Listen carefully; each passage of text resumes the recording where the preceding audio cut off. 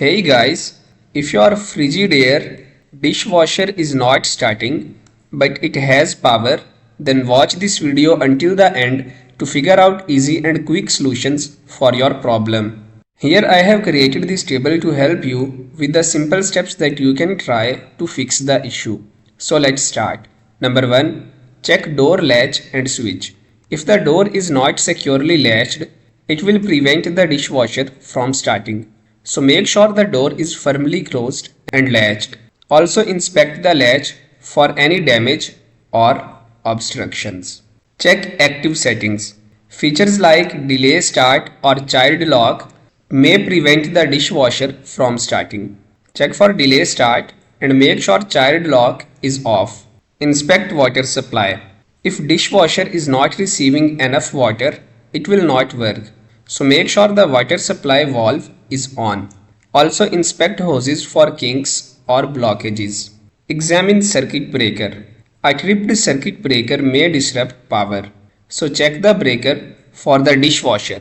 Reset if it is tripped. Reset dishwasher. Even minor glitches may require a reset. So press and hold the start or cancel button for 3 seconds. This is the start or cancel button on your dishwasher touchpad. Then wait 5 minutes before retrying. Inspect thermal fuse. A blown thermal fuse will prevent the dishwasher from starting. So test the thermal fuse with a multimeter. If there is no continuity, you can replace the fuse. Examine control panel. The control panel might be malfunctioning, which can prevent the dishwasher from starting. So check for unresponsive buttons or error codes on the control panel. If the panel is unresponsive, it may need replacement. This is your control panel, which we also call the touchpad. Inspect door switch. A faulty door switch may not allow the dishwasher to start. So test the door switch for continuity using a multimeter. If it is faulty, replace it. Check for error codes.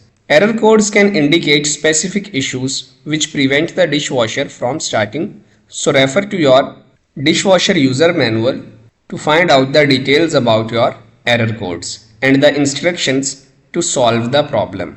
Here is the last option. Consult a professional.